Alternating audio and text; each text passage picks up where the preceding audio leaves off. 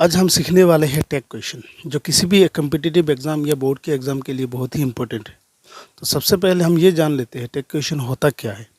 देखिए, जब आप किसी को कोई बात बताते हैं और क्या वो व्यक्ति वही सोच रहा है जो आप सोच रहे हो, इसी बात की कंफर्मेशन करने के लिए आखिर में आप कहते हो क्यों, है ना, ऐसे अंश को टैग क्वेश्चन कहते हैं। For example, he is a good boy, तो मैं मानता हूँ कि वो एक अच्छा लड़का है। ये बात मैं जिसे बता रहा हूँ, क्या वो भी यही मानता है कि वो एक अच्छा लड़का है। तो इसी चीज़ को कंफर्म करने के लिए आखिर में मैं कैसे कहूँगा, जैसे कि he is a good boy, वो एक अच्छा लड़का है क्यों, या फिर he is a good boy, वो एक अच्छा लड़का है ना। तो क्यों या फिर है ना, इस पॉइंट को अगर हम इंग्लिश में कहें तो कहेंगे इज़न्ट ही। तो इज़न्ट ही वाला जो पोर्शन है, उसी पोर्शन को, क्वेश्चन के इस पोर्शन को टैग क्वेश्चन कहते हैं। टैग करने के कुछ रूल्स है जिनको अब हम एक एक करके बारीकी से जानेंगे। तो सबसे पहले स्क्रीन पे दिए गए इन सभी ऑक्सिलरी वर्ब्स को देखिए। जितने भी 24 ऑक्सिलरी वर्ब्स है, इन सभी ऑक्सिलरी वर्ब्स को आप टैग करने के दौरान यूज़ करेंगे और उसके साथ एन अपॉस्ट्रोफी टी का इस्तेमाल करना होगा। मतलब NOT नोट नहीं लिख सकते, उसका शॉर्ट फॉर्म मतलब कंट्रैक्टेड फॉर्म लिखना है। तो हमेशा जब टैग यूज़ करेंगे आप, तो कंट्रैक्टेड फॉर्म का ही इस्तेमाल करना होगा। जैसे कि डू नॉट नहीं होगा, डोंट होगा, कैन नॉट नहीं होगा, can't होगा। Rule number 1, when the statement is positive we use negative tag, when the statement is negative we use positive tag। मतलब अगर क्वेश्चन पॉजिटिव हो तो हम नेगेटिव टैग का इस्तेमाल करेंगे, और अगर क्वेश्चन नेगेटिव हो तो पॉजिटिव टैग का इस्तेमाल करेंगे। तो जैसे कि example number 1, she is a doctor, तो यहाँ पर ऑक्सिलरी वर्ब हमें दिखाई दे रहा है इज़ है, तो इज़ को हमें आखिर में लेकर जाना है और उसके साथ एन अपॉस्ट्रोफी टी लिखना है, मतलब नॉट लिखना है। तो नॉट इसीलिए लिखना है क्योंकि ये जो क्वेश्चन है वो नेगेटिव में नहीं है, पॉजिटिव में, इसलिए हम नॉट का इस्तेमाल करना है। और ऐसे लिखने के बाद हमें जो सब्जेक्ट है उसका प्रोनाउन फॉर्म लिखना है। तो यहाँ पर सब्जेक्ट शी है, तो शी ऑलरेडी एक प्रोनाउन फॉर्म में ही है, इसीलिए हम आखिर में शी लिख लेंगे। तो इज़न्ट शी, ये हो गया इसका आंसर। तो सब्जेक्ट अगर कोई आदमी हो तब हमें ही लिखना है, और अगर कोई औरत हो तब हमें शी लिखना है, और अगर एक से ज़्यादा लोगों के बारे में बात हो रही है तब हमें दे लिखना है, और अगर कोई नॉन लिविंग थिंग हो तब हमें ईट लिखना है। तो example number B, Anil has gone to the market, यहाँ पर ऑक्सिलरी वर्ब हमें दिखाई दे रहा है हैज़ है, तो हैज़ को हमें आखिर में लेकर जाना है और उसके साथ एन अपॉस्ट्रोफी टी का इस्तेमाल करना है, क्योंकि ये सेंटेंस पॉजिटिव में है, नेगेटिव में नहीं है। और यहाँ पर सब्जेक्ट है अनिल, एक आदमी है, इसीलिए हमें आखिर में ही लिखना है। Example number C, the boys will help you, तो यह इस सेंटेंस में ऑक्सिलरी वर्ब विल है, तो हमें विल का इस्तेमाल करना है और उसके साथ एन अपॉस्ट्रोफी टी लिखना है। लेकिन यहाँ पर एक बात है, विल के साथ हम एन अपॉस्ट्रोफी टी नहीं लिख सकते, क्योंकि विल नॉट का जो कंट्रैक्टेड फॉर्म है वो होता है वॉन्ट। तो विल के साथ अगर हम अपॉस्ट्रोफी टी लिख लेते हैं, एन अपॉस्ट्रोफी टी, तो ऐसा वर्ड हो जाएगा जिसका कोई अस्तित्व ही नहीं है। तो विल नॉट का हमेशा कंट्रैक्टेड फॉर्म हमें वॉन्ट ही लिखना है। तो अब बढ़िया सब्जेक्ट, तो यहाँ पर सब्जेक्ट है द बॉयज़, तो यहाँ पर एक से ज़्यादा लोगों के बारे में बात हो रही हो तो उसका प्रोनाउन हम लिखेंगे they. Example number D, the train arrived at 6 AM, इस सेंटेंस में कोई भी ऑक्सिलरी वर्ब नहीं है। तो ऐसे में जब कोई सेंटेंस में ऑक्सिलरी वर्ब ना हो तब हमें डू और डास का इस्तेमाल करना है या फिर डिड का इस्तेमाल करना है। अगर कोई सेंटेंस पास्ट के बारे में बात कर रहा हो, मतलब अतीत के बारे में बात कर रहा हो, तब हम डिड लिखेंगे, और अगर प्रेजेंट के बारे में बात कर रहा हो तो हम डू और डास का इस्तेमाल करेंगे। तो इस सेंटेंस में जो मेन वर्ब है वो अराइव्ड है, तो उसका ऑलरेडी हम देख रहे हैं कि उसके B2 फॉर्म लिखा हुआ है, मतलब पास्ट के बारे में, तो हमें डिड का इस्तेमाल करना है। तो आखिर में हम लिखेंगे डिड, और डिड के साथ एन अपॉस्ट्रोफी टी, डिडंट हो गया। तो अब सब बारी है सब्जेक्ट की, मतलब सब्जेक्ट के प्रोनाउन की। तो सब्जेक्ट का जो प्रोनाउन होगा यहाँ पर वो होगा इट, क्योंकि द ट्रेन जो है वो एक निर्जीव, मतलब एक नॉन लिविंग है। तो नॉन लिविंग के कारण हमें प्रोनाउन के तौर पर इट का इस्तेमाल करना है। उसी तरीके से कोई example number E, the dress looks beautiful, तो यहाँ पर भी कोई ऑक्सिलरी वर्ब नहीं है, तो अब हमें डू और डास का इस्तेमाल करना है। तो लुक्स जो है वो प्रेजेंट में है, मतलब उसका B1 लिखा हुआ है, तो डू या फिर डास का इस्तेमाल करेंगे।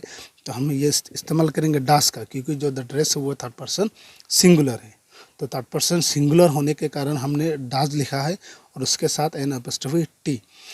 तो यहाँ पर जो सब्जेक्ट है वो द ड्रेस है, जो एक नॉन लिविंग है, निर्जीव है, इसीलिए उसका प्रोनाउन होगा it. Example number F, it didn't rain yesterday, तो ये सेंटेंस नेगेटिव में है, तो हमें टैग जो है वो पॉजिटिव करना पड़ेगा। तो यहाँ पर हमें ऑक्सिलरी वर्ब मिल रहा है डिड, तो हम आखिर में डिड लिखेंगे और डिड के साथ एन अपॉस्ट्रोफी टी नहीं लिखेंगे, क्योंकि जो क्वेश्चन है वो नेगेटिव में है। तो प्रोनाउन है इट, तो आखिर में हम लिख लेंगे इट। तो पूरा आंसर होगा it didn't rain yesterday, did it. Example number G, you are not a good player, तो यहाँ पर ऑक्सिलरी वर्ब हमें मिल रहा है आर, तो हम आखिर में लिखेंगे आर, और ये सेंटेंस नेगेटिव में है, नॉट है सेंटेंस में, तो हमें नॉट का इस्तेमाल नहीं करना है, तो सिर्फ हम लिखेंगे आर, और जो प्रोनाउन है वो है यू, तो उसका इस्तेमाल आखिर में करेंगे तो आर यू। लेकिन कुछ वर्ड्स ऐसे हैं जैसे hardly, really, scarcely, seldom, never, बेयरली, few, little, ऐसे वर्ड्स अगर आपको दिखाई दे तो ऐसे सेंटेंसेस में आपको एन एपोस्ट्रोफी टी का इस्तेमाल नहीं करना है, क्योंकि ये सब वर्ड्स में एक नेगेटिव टाइप के सेंस होते हैं। तो जैसे कि एग्जांपल नंबर 1, ही सेल्डम टेक्स मेडिसिन, तो इस सेंटेंस में हमें सेल्डम मिल रहा है तो हमें एन एपोस्ट्रोफी टी का इस्तेमाल नहीं करना है। तो अब बारी है ऑक्सिलरी वर्ब की। तो ऑक्सिलरी वर्ब इस क्वेश्चन में नहीं है तो हमें यूज़ करना पड़ेगा अभी डू और डाज या फिर डिड का। तो ये जो क्वेश्चन है वो प्रेजेंट का है क्योंकि टेक का B1 फॉर्म लिखा हुआ है, तो हम यूज़ करेंगे डू और डाज का। तो सब्जेक्ट जो है वो ही है, थर्ड पर्सन सिंगुलर है तो हम लिखेंगे डाज, और प्रोनाउन ऑलरेडी दिया हुआ है तो उसे हम लिख लेंगे आखिर में, तो डाज ही। तो यहाँ पर नॉट का इस्तेमाल नहीं हुआ है। Example number B, the girl hardly came to school, तो इस सेंटेंस में हमें हार्डली मिल रहा है तो नॉट का इस्तेमाल नहीं करना है। अब बारी है ऑक्सिलरी वर्ब की। तो ऑक्सिलरी वर्ब हमें यहाँ पर लिखना पड़ेगा डिड, क्योंकि काम का जो है वो B2 फॉर्म लिखा हुआ है केम, तो डिड का इस्तेमाल करना होगा, लिख लिया डिड। और अब इस प्रोनाउन की बारी है। तो सब्जेक्ट है द गर्ल, एक लड़की है इसीलिए उसका प्रोनाउन होगा शी, तो did she. Example number C, my uncle has never drunk coffee, तो इस सेंटेंस में हमें ऑक्सिलरी वर्ब मिल रहा है हैज़, तो हम लिखेंगे आखिर में हैज़ और नॉट नहीं लिखेंगे क्योंकि नेवर है। और अभी बारी है प्रोनाउन की, मतलब सब्जेक्ट जो है वो माई अंकल है, एक आदमी के बारे में बात हो रही है तो हम उसका प्रोनाउन लिखेंगे ही। तो example number D, few students were present at the meeting, तो यहाँ पर फ्यू है तो नॉट नहीं लिखना है। तो ऑक्सिलरी वर्ब हमें मिल रहा है वेयर, तो वेयर को आखिर में हम लिखेंगे। और अभी बारी है प्रोनाउन की। तो प्रोनाउन फ्यू स्टूडेंट्स है तो ज़्यादा है इसीलिए हम दे लिखेंगे, तो were they. If the subject is everybody, everyone, someone, somebody, anybody, anyone, no one, nobody, then they is used। तो इनमें से अगर कोई भी वर्ड आपको क्वेश्चन में दिखाई दे तो प्रोनाउन के तौर पर आपको दे का यूज़ करना है। वैसे तो ये सभी वर्ड थर्ड पर्सन सिंगुलर के कैटेगरी में आते हैं, लेकिन जब उनका टेक किया जाता है तो उनका प्लूरल फॉर्म यानी दे का यूज़ करना पड़ता है। उसी तरीके से बाप का भी प्लूरल फॉर्म लिखना पड़ता है। जैसे everybody wishes to be rich, तो इस सेंटेंस में कोई भी ऑक्सिलरी वर्ब नहीं है तो हमें डूबा में से किसी का इस्तेमाल करना पड़ेगा।